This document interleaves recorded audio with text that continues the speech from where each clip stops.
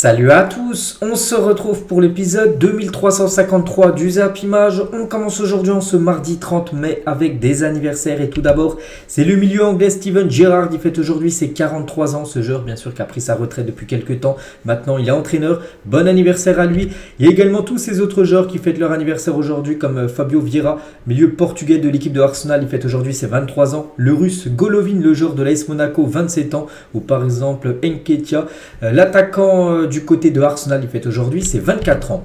On va parler du seul match qui avait lieu hier, en match important on va dire. Donc c'était un match de barrage pour monter en Championship, deuxième division anglaise. Et le Sheffield Wednesday a arraché sa promotion en Championship grâce à un but inscrit à la 123e minute de jeu face à Burnley. C'était hier, voilà ce match, c'était le barrage bien sûr, le match final. Et du coup c'est Sheffield qui monte en Championship, deuxième division anglaise avec un but inscrit en toute fin de match, juste avant la séance des tirs au but. Félicitations à cette équipe.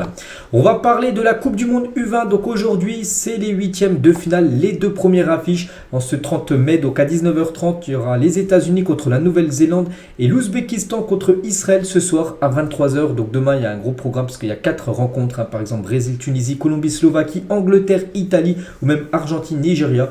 Donc le programme de cette Coupe du Monde U20, n'oubliez pas que l'équipe de France est éliminée. On va parler cette fois-ci de la finale de l'Europa League qui aura lieu demain. On est le 30, c'est le 31, donc demain soir à Budapest. Donc Budapest est prêt pour la finale de la Ligue Europa de mercredi. Donc n'oubliez pas les deux finalistes, l'équipe de Séville qui a souvent remporté ce trophée contre l'équipe de l'AS Roma, l'équipe de José Mourinho. C'est demain soir, c'est dans ce stade.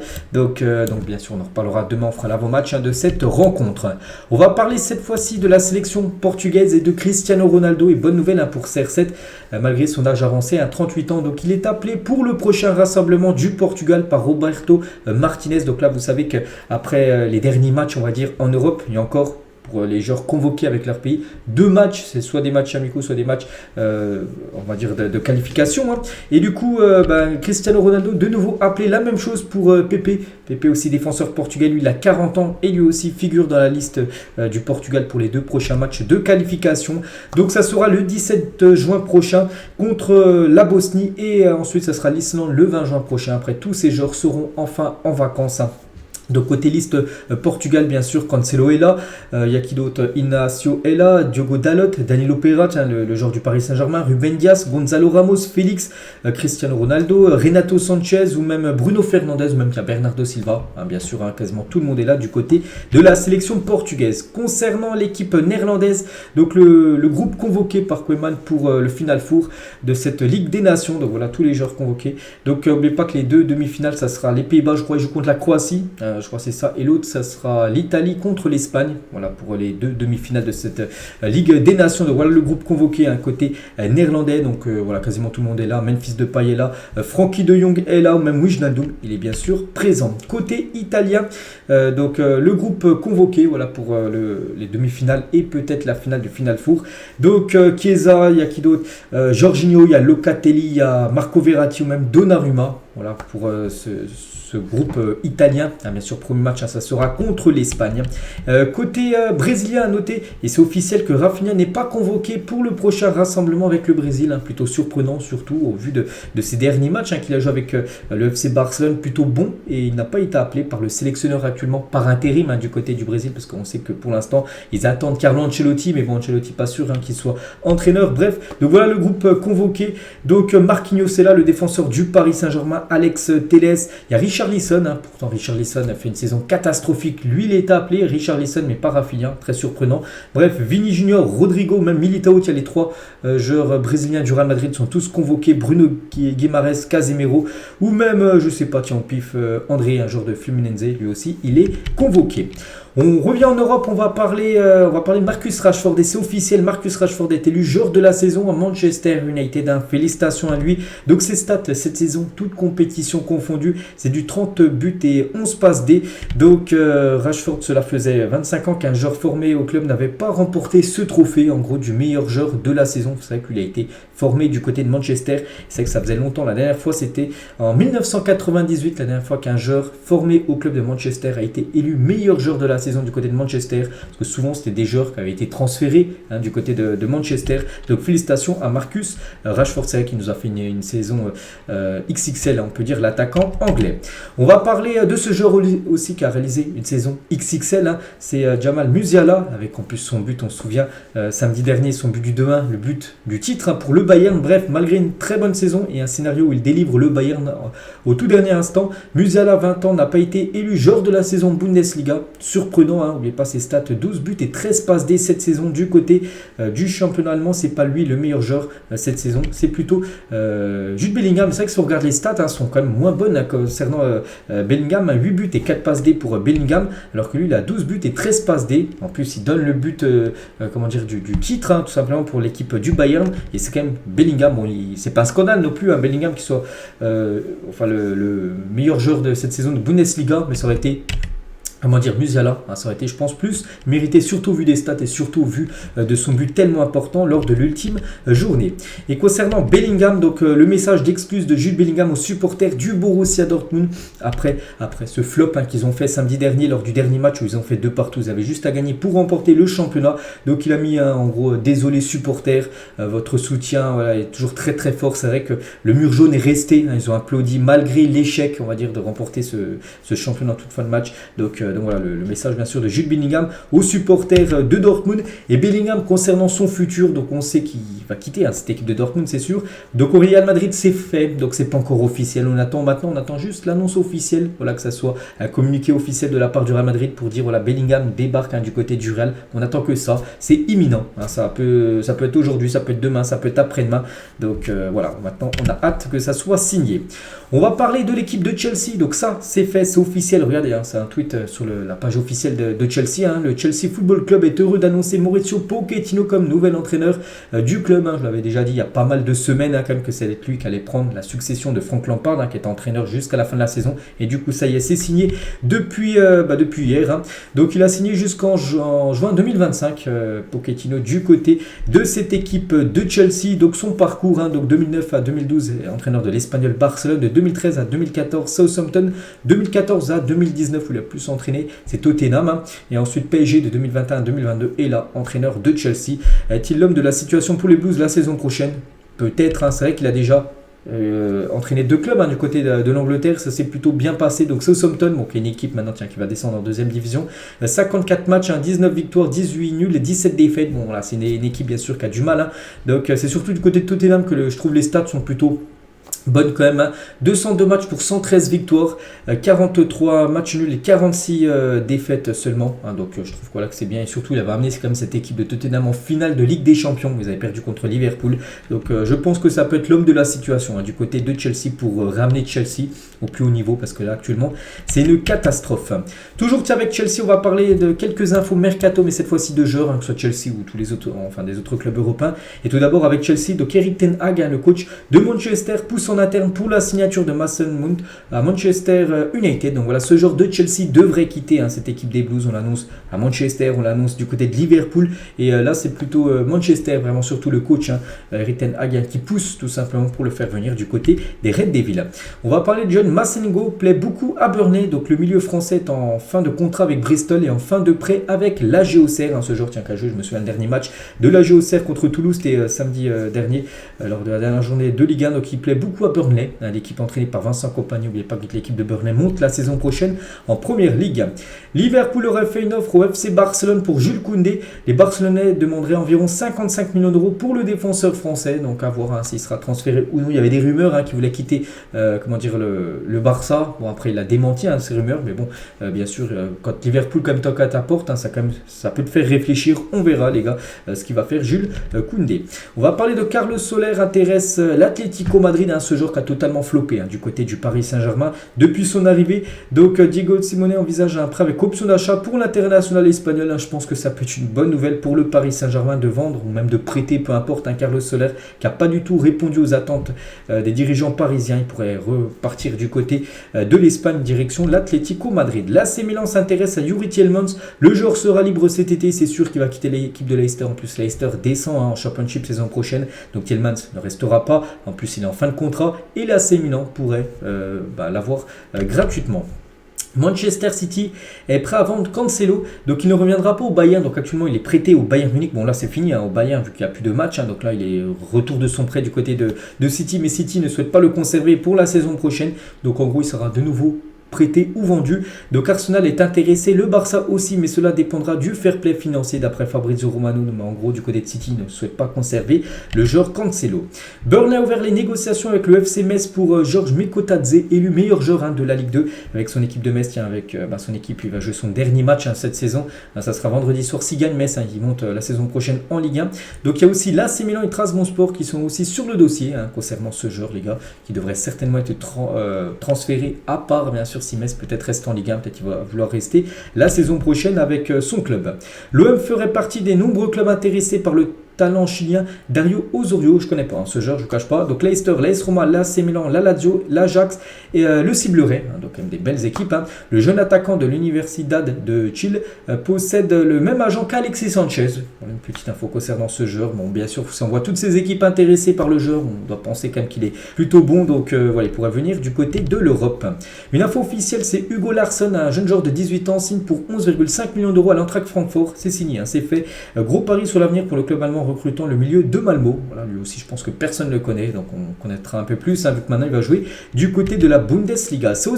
C'est officiel et je l'avais annoncé déjà il y a quelques jours. En plus il y avait le Here We Go, Fabrizio Romano, il avait dit ça, donc voilà, on s'en doutait que ça allait être officiel. Ça y est, c'est fait. Branco van de Bomen quitte Toulouse et signe jusqu'en 2027 du côté de l'Ajax Amsterdam. Contrat pour lui de 4 ans, donc voilà, c'est fait, c'est signé. N'oubliez pas qu'il était en fin de contrat avec l'équipe de Toulouse. C'est comme une grosse perte pour l'équipe de Toulouse, pour la Ligue 1, pour tout le monde. Quel dommage de voir un joueur comme Branco van de Bomen quitter notre Ligue 1 en étant libre, vu qu'il est en fin de contrat. Donc il fait la bonne affaire. C'est l'Ajax quand même qui l'accueille gratuitement, donc la bonne chance à lui du côté de l'Ajax Amsterdam. On va parler des clubs les plus intéressés par la signature de Marco Asensio, parce qu'Asensio va quitter le Real Madrid en fin de saison, il ne va pas prolonger. Donc il y a l'AC Milan, Arsenal et le Paris Saint-Germain. Ça devrait se jouer entre un de ces trois clubs-là, le futur du joueur espagnol. Concernant Benzema, donc lui aussi vraiment pas sûr qu'il reste du côté du Real Madrid. Actuellement la tendance ce serait plutôt un départ, la tendance actuellement c'est plutôt un départ de Benzema que rester du côté du Real, et envisage vraiment de partir en Arabie Saoudite, surtout que ça peut être le jackpot pour Karim. Le Real Madrid soupçonne Karim Benzema d'évaluer une offre saoudienne et de songer à quitter le club dès cet été. L'offre saoudienne serait de 200 millions d'euros sur 2 ans, plus cession des droits d'image, plus création d'écoles pour les enfants. Donc voilà, ça peut être le jackpot déjà pour lui financièrement, et il pourra aussi ouvrir des écoles là-bas du côté de l'Arabie Saoudite grâce au transfert de Benzema. Donc ça peut aussi le convaincre de signer là-bas. Donc c'est vraiment une offre à étudier pour Karim Benzema. Et c'est vrai qu'il est en fin de contrat dans un mois. C'est vrai qu'on est le 30 mai, c'est vrai que je n'avais pas calculé. On est le 30 mai, dans un mois jour pour jour, que ce soit Benzema, que ce soit Messi, que ce soit plein d'autres joueurs sont en fin de contrat. Donc voilà, c'est pour ça que Karim, l'Arabie Saoudite peut être vraiment une grosse option pour lui. Et du coup, pour trouver son remplaçant, bien sûr, donc Joselu, qu'on parle beaucoup, c'est un attaquant de l'Espagnol Barcelone, sera le remplaçant de Mariano et non celui de Karim Benzema. Donc le Real Madrid signera un attaquant de très haut niveau en cas de départ du français. Donc voilà, si Benzema quitte le club, ce ne sera pas Joselu le remplaçant de Benzema. C'est vrai que c'est pas le même niveau, on va dire. Donc Joselu serait plutôt le remplaçant de Mariano, lui qui va quitter le club, il est en fin de contrat dans un mois, Diaz. Et pour remplacer Benzema, si Venard a quitté le club là, bien sûr, ce serait un top attaquant. Donc voilà, pour parler de Joselu, il a quand même marqué 16 buts comme ça cette saison pour être le remplaçant de Mariano. Mais pour remplacer Benzema, ça peut être lui, les gars. Le Real Madrid s'est récemment renseigné sur Lautaro Martinez, l'attaquant de l'Inter Milan. Il y a aussi Harry Kane, il y a Firmino aussi, qui est une piste du côté du Real. Voilà, ça sera un top attaquant pour remplacer Benzema, bien sûr, s'il quitte cette équipe du Real Madrid. Toujours du côté du Real, donc Carlo Ancelotti aurait annoncé à Eden Hazard qu'il jouera encore moins la saison prochaine. Donc déjà cette saison il a très peu joué Eden Hazard.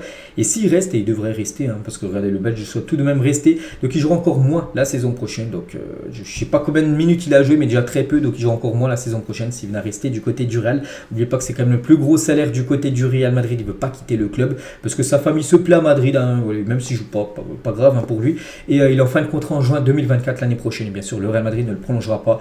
Et ça aurait été quand même l'un des plus gros flops de l'histoire du Real Madrid par rapport au montant investi sur ce joueur, par rapport au temps de jeu qu'il a joué et surtout par rapport à son salaire, tout ça. Donc c'est vrai que ça tourne au flop total. Eden Hazard. Declan Rice serait ouvert à l'idée de rejoindre le Bayern Munich, ce joueur qui devrait quitter l'équipe de West Ham. Donc voilà, le Bayern serait une option tout simplement pour le milieu anglais. Après West Ham en demande comme plus de 130 millions d'euros. On va voir si le Bayern va vouloir mettre autant d'argent sur Declan Rice. Concernant Léo Messi, la décision de Lionel Messi est imminente. L'Argentin veut décider de son avenir dans les prochains jours. Il ne veut pas attendre les gars. C'est que le mercato, ça va commencer. Tiens, il y a plein de joueurs qui sont en fin de contrat comme Messi au 30 juin, mais le mercato ouvre ses portes, c'est le 15 juin, là dans à peu près 2 semaines, et ça dure jusqu'au 31 août. Donc Messi ne veut pas être transféré au 31 août. Là, vraiment, il veut que ça soit fait avant qu'il parte en vacances. Là, début juillet, il veut savoir où il jouera la saison prochaine. Donc il veut que ça soit très rapide, on va dire, son futur club. Donc le Barça est encore bien loin de pouvoir s'attacher les services de Léo Messi. Il n'y a même pas de garantie sur la capacité de présenter une offre à l'Argentin. Et du coup, c'est que pour l'instant, c'est un peu compliqué. Et le club de Lionel Messi a déjà accepté une offre de Al Hilal, d'après Santi GFM, sa journaliste de foot mercato. Donc regardez l'offre. Donc là, c'est des montants fous. Plus de 1,2 milliard d'euros sur 2 ans, soit 600 millions d'euros par an, ce qui pourrait toucher du côté de Al Hilal à une équipe saoudienne, soit plus du double que ce que touche actuellement Cristiano Ronaldo. Donc voilà. Et il peut toucher ce jackpot, il peut bien sûr aller du côté du Barça, mais le Barça pour l'instant, ils n'ont pas reçu le feu vert de la Liga pour faire une offre à Messi. Donc vu qu'il veut veut savoir son futur très prochainement, donc c'est pour ça que l'équipe de Al Hilal peut être vraiment une option très très sérieuse pour Léo Messi. Raphaël Guerreiro est ciblé par le Bayern Munich. Des pourparlers ont lieu ces dernières semaines. Ce joueur qui quitte l'équipe de Dortmund, c'est officiel le 30 juin prochain, et devrait rejoindre peut-être l'équipe du Bayern. Il y a aussi l'Atlético Madrid qui est fortement intéressé par le latéral gauche portugais. On va parler d'un autre joueur de Dortmund. Il y a le Here We Go de Fabrizio Romano. Donc c'est Mahmoud Daoud va signer librement jusqu'en 2027 avec Brighton. Il est en fin de contrat là au 30 juin dans un mois et il va rejoindre Brighton gratuitement. Donc De Zerbi renforce déjà son équipe qui jouera l'Europa League la saison prochaine. Donc voilà, Daoud direction la Première Ligue. Une petite photo de Kylian Mbappé, c'est la dernière photo Instagram qu'il a mis sur son réseau. Donc une photo de lui avec Thierry Henry, deux légendes de l'équipe de France, deux très grands joueurs bien sûr des Bleus, donc KM et TH bien sûr, Thierry Henry. Donc voilà, c'était ces deux photos là, c'était lors des trophées UNFP qui ont eu lieu avant-hier. On va parler d'Aurelio De Laurentiis, c'est le président de Naples, confirme que Luciano Spalletti va quitter Naples à la fin de la saison. Pourtant, il vient de gagner le championnat, tout ça. Mais il veut prendre une année sabbatique. Regardez, Spalletti prend une année sabbatique. Il veut être en vacances pendant un an. Il reprendra un banc dans un an prochain. Donc là, il y aura un nouveau coach du côté de Naples. Et c'est officiel, les gars, ils quittent cette équipe de Naples. Donc, nouveau coach là, très prochainement du côté des nouveaux champions d'Italie. L'OGC Nice et Crystal Palace sont les deux principaux prétendants. Graham Potter qui a floppé, on le sait, du côté de Chelsea. Bon, il y en a beaucoup qui ont floppé de toute façon du côté de Chelsea en tant que coach. Bref, donc Nice et Crystal Palace sont pour l'instant les deux options pour le futur de Graham Potter. On va parler de Roger Federer a rendu visite au FC Bâle. Donc Federer, une légende du côté du tennis. Donc il est parti faire il adore le football, Roger Federer. Donc il est parti rendre visite bien sûr aux joueurs du FC Bâle du côté de la Suisse. C'est toujours en Suisse.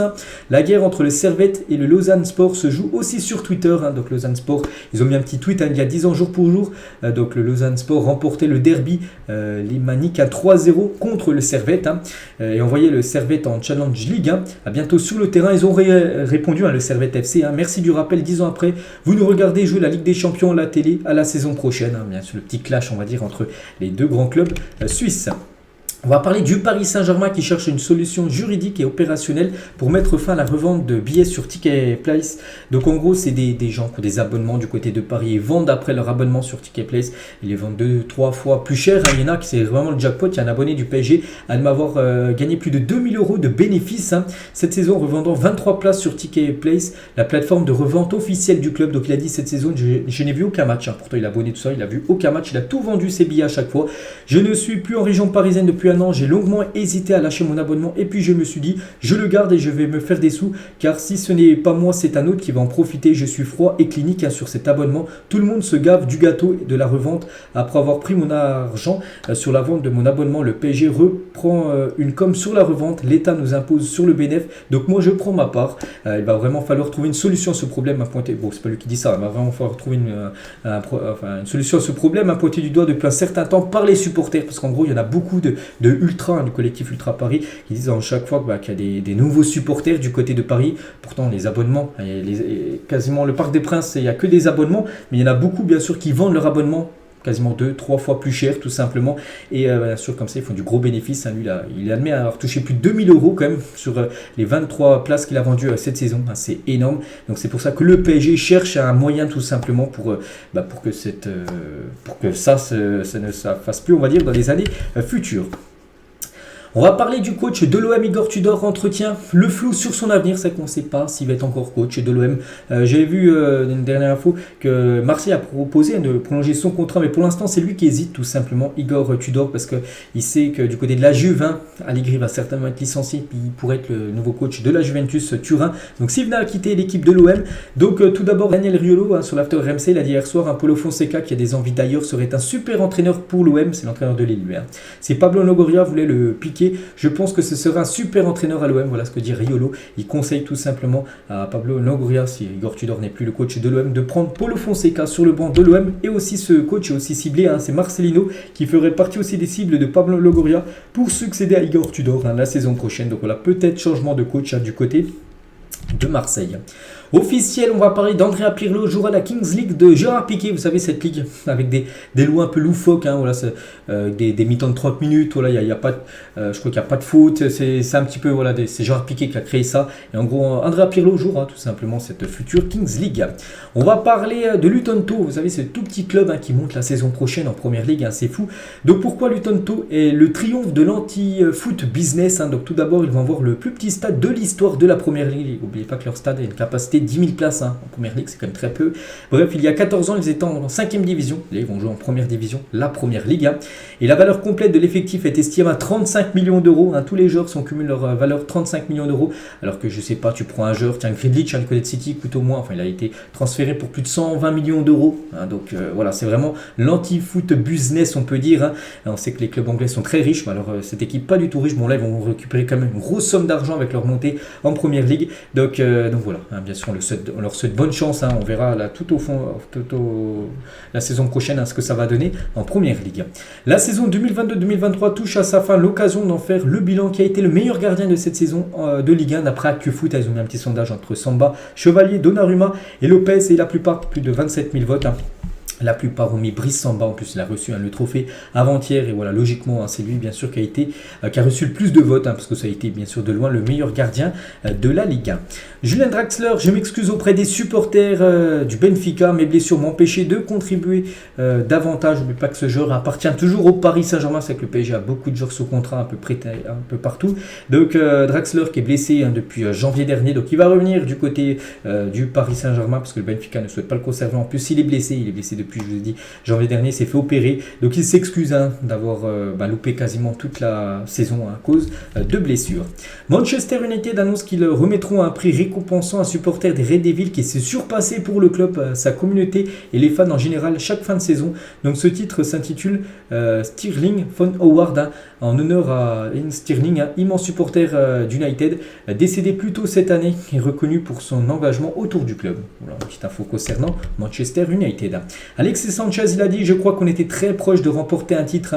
Il y avait la place pour pouvoir être champion, mais on aurait pu aussi gagner une coupe. Pourquoi pas la Coupe de France où ils ont floppé contre Annecy. Cela doit nous servir d'expérience. Voilà ce qu'a pu dire Alexis Sanchez par rapport à cette saison. Marseille aurait pu remporter quelque chose comme cette saison, mais Marseille, bien sûr, a encore fait une saison, on va dire, moyenne à niveau, surtout trophée. Marcelo Gallardo, l'entraîneur le plus titré de River Plate, a inauguré sa statue en bronze devant le monumental stade de Buenos Aires, le stade de River Plate où c'est une légende. N'oubliez pas que Marcelo Gallardo quitte cette équipe de River Plate, ça fait déjà quelques temps. Donc il a une statue tout en bronze devant le stade. Donc on peut le voir là juste devant, en train de faire une photo devant cette magnifique statue. André-Pierre Gignac, 37 ans, a soulevé son 5e championnat du Mexique la nuit dernière. 20 buts et 6 passes dès cette saison. Énorme saison bien sûr pour l'ancien Marseillais. Je ne pense pas qu'on va faire une piètre figure en Coupe d'Europe. C'est le président et propriétaire du Racing Club de Lens par rapport à la saison prochaine où Lens sera en Ligue des Champions. Il dit qu'il estime que le club change de dimension depuis 3 ans, que Lens en gros a des chances de faire une belle saison en Ligue des Champions, donc de ne pas gagner bien sûr, l'objectif c'est pas de gagner la Ligue des Champions, c'est au moins de sortir des poules, donc ça serait une belle saison en Ligue des Champions si au moins Lens accroche les 2 premières places en Ligue des Champions. N'oubliez pas que Lens sera dans le pot 4, ce qui veut dire ils affronteront 3 grosses équipes, pot 3, pot 2 et pot 1, oui, c'est les plus grosses équipes d'Europe, donc voilà, de toute façon c'est que du bonus bien sûr pour Lens, cette Champions League. Officiel Subasic, 38 ans, gardien croate, met un terme à sa carrière de footballeur. Il aura disputé 544 matchs en professionnel, dont 292 avec Monaco entre 2012 et 2020. Légende, il avait même gaulé, on se souvient, la finale de la Coupe du Monde de 2018 où l'équipe de France avait gagné 4-2. Il avait pris 4 buts, c'est qu'il n'avait pas fait un gros match contre les Bleus, tant mieux bien sûr. Donc il met un terme à sa carrière. Donc il a remporté la Ligue 2, saison 2012-2013. Il a remporté la Ligue 1 2016-2017 et finaliste de cette Coupe du Monde 2018. Bonne retraite à lui. On va parler de Lucas Ocampos qui s'exprime sur son passage à l'Ajax. C'est ça qu'il a floppé du côté de l'Ajax. Il jouait très peu, tout ça. C'est pour ça qu'il est revenu à Séville. Là, il rejoue. Je suis arrivé aux Pays-Bas et alors que j'avais quitté Séville pour un transfert, on m'a dit en atterrissant qu'il s'agirait en fait d'un prêt. Le manque de professionnalisme dans ce sens était insensé. Je m'entraînais seul dans un vestiaire de jeunes aux Pays-Bas. Il y avait des jours où je ne pouvais pas m'entraîner parce que ni les physios ni les préparateurs physiques ne venaient pas. Je me suis senti maltraité. Oui, bien sûr, je n'ai jamais demandé de traitement spécial. Tout ce que je voulais, c'était un peu de respect pour le joueur. On peut dire 1 million de choses sur moi, mais j'ai toujours été un bon professionnel. En gros, il dit que c'est aussi l'équipe de l'Ajax où c'était pas du tout professionnel là-bas. C'est lui qui le dit. Vraiment, des fois, les préparateurs physiques ne venaient même pas des fois à l'entraînement, tout ça. Donc c'est fou quand même pour une équipe professionnelle comme l'Ajax Amsterdam. C'est pour ça que son prêt a été un flop total, un fiasco. C'est pour ça qu'il est revenu du côté de Séville où il fait une belle deuxième partie de saison. On va parler de Busquets qui suggère son remplaçant pour le Barça. Il a dit mon option préférée serait Rodri comme nouveau pivot pour le Barça, mais on me dit que c'est très difficile bien sûr vu que c'est un joueur essentiel bien sûr pour Pep Guardiola. Du côté de City, toujours avec Busquets sur son futur, j'ai 3 ou 4 options sur la table, mais surtout en dehors de l'Europe. On pense à la MLS, on pense aussi à l'Arabie Saoudite pour le futur de Busquets. Il dit qu'il n'y a pas de club européen, enfin dans les gros championnats en Europe qui sont intéressés par Busquets. Il dit je ne suis pas sûr que je serais capable de jouer un match de football contre le Barça, parce qu'imaginez, je sais pas, il rejoint Arsenal, je prends au pif, puis Arsenal-Barça, il pourrait pas jouer contre son club quasiment de toujours. C'est pour ça qu'il préfère aller en dehors de l'Europe pour son futur. Il veut pas prendre sa retraite bien sûr. Busquets il ira certainement, je pense, du côté de l'Arabie Saoudite. On va parler de Lautaro Martinez. Donc le week-end dernier il a fait son mariage, on le félicite bien sûr, on félicite aussi sa femme maintenant. Voilà quelques photos du mariage de Lautaro Martinez qui va jouer une finale de Ligue des Champions le 10 juin prochain contre l'équipe de Manchester City. Il y avait du beau monde, il y avait par exemple Martinez, le gardien de l'Argentine qui était présent.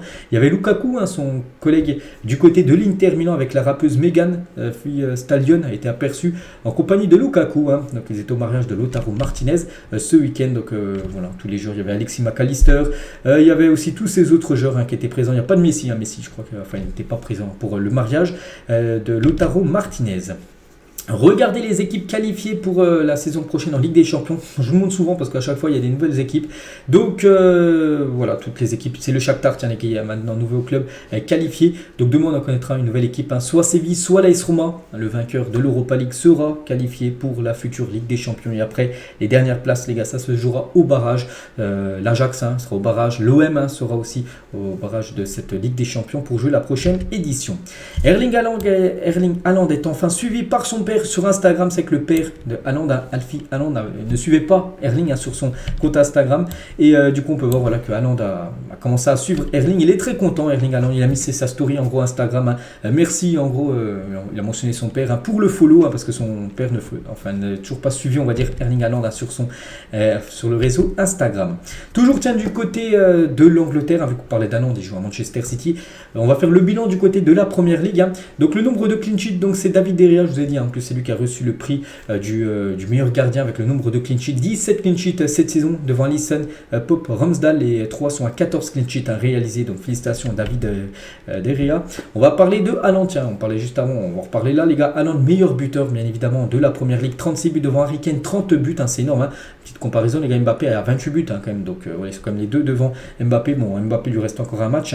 Ce week-end, Toney 20 buts, ou même Salah ou Wilson 19 et 18 buts pour les deux là.